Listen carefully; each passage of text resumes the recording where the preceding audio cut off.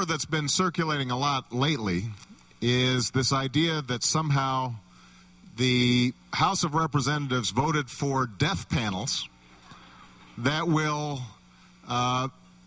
basically pull the plug on Grandma because we've decided that it's too expensive to let her live anymore. I guess this arose out of a provision in one of the House bills that allowed Medicare to reimburse people for consultations about end-of-life care, setting up living wills, the availability of hospice, etc. The irony is that actually one of the chief sponsors of this bill originally was a Republican, then House member, now Senator, named Johnny Isakson from Georgia, who very sensibly thought this is something that would expand people's options. And somehow it's gotten spun into this idea of death panels. I am not in favor of that. So just I want to clear the air here. Also, the president would like to make clear that he is not in favor of rubbing chewing gum into everyone's hair, nor is he in favor of forced sex changes, nor is he in favor of making everyone wear nude color pantyhose on their hands like mittens all year round just for the pure inconvenience of it all. He'd like to make that clear.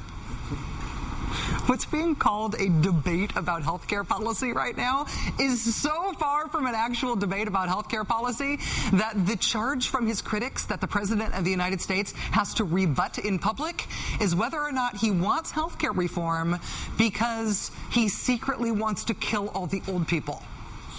And apparently he doesn't. As we've discussed before, the healthcare reform is a secret plot to kill old people rumor was started by a woman named Betsy McCoy. She's the person who in the New York Post and on right-wing talk radio first promulgated this idea that Medicare covering consultations about living wills is secretly the murder of the elderly.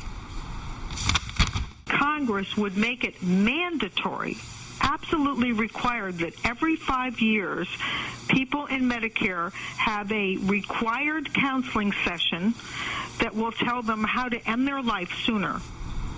That is not true at all. Not a word of it. Not mandatory, not require, not every 5 years, not counseling, not tell them, not how to, not end their life. None of the words in that claim are true, except maybe the two that's and the word in.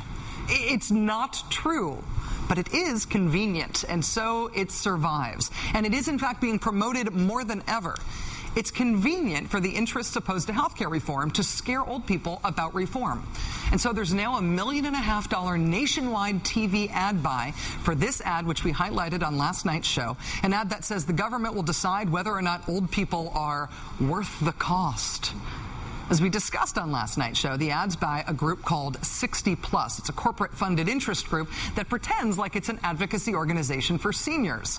And today, 60 Plus has gone even further. Reporter Greg Sargent at the Plumb Line, cited for the second time on tonight's show, has obtained a new mailer from 60 Plus, and as is often the case in politics, what they put in the direct mail piece is much worse than what they're willing to put on television. For example, the big poll quote in the mailer includes this out-of-context quote from President Obama. "Maybe you're better off not having the surgery, but taking the painkiller." See, the president wants old people with health problems to take the painkiller. Maybe even take a lot of painkillers, if you know what I mean. This is a group that claims to represent seniors. The way they have chosen to represent seniors in this particular fight is to try to scare seniors into thinking their government wants to kill them. With friends like these, who needs corporate-funded fake grassroots enemies?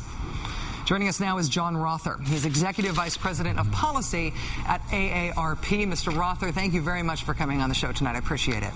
Good evening.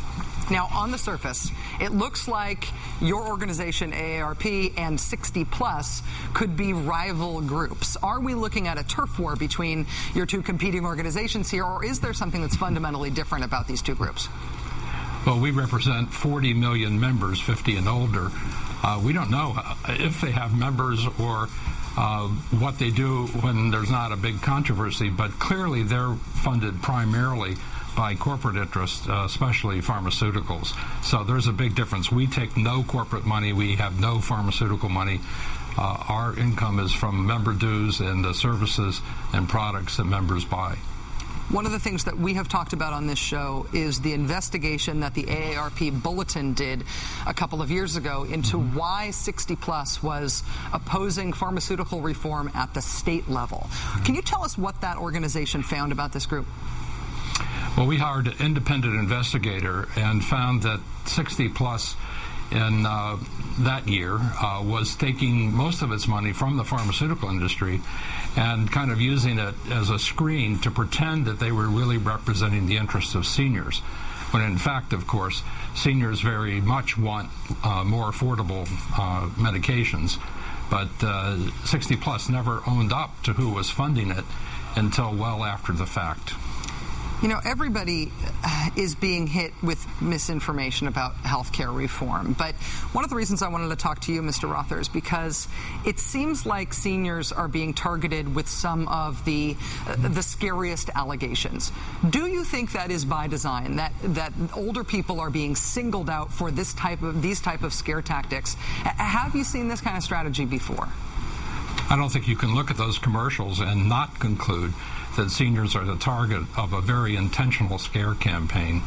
And many seniors, of course, are worried about change because they depend on Medicare.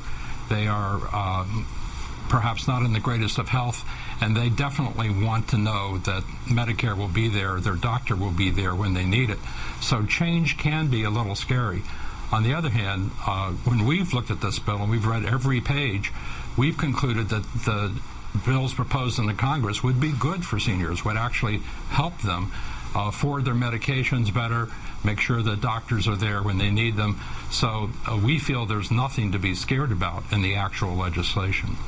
I know that you're the Executive Vice President of Policy at AARP, and your job is to be analytical and to do these things sort of to the letter and to the service of your members. But I just have to ask you if it makes you mad to see fear-mongering of America's seniors over this issue or any policy issue. Does it? For me, it makes me feel protective and angry. It certainly makes me angry because, you know, there are real issues, and people should be engaged in this debate. But to scare people, to raise these bogus issues, to intentionally mislead a big part of the population is a it's a subversion of democracy, and it does make me mad. And I think that the news media, such as yourself, are starting to catch on to what's going on. John Rother, Executive Vice President of Policy for the American Association of Retired Persons, AARP. Thank you so much for joining us tonight, sir. Thank you. Thank you, Rachel.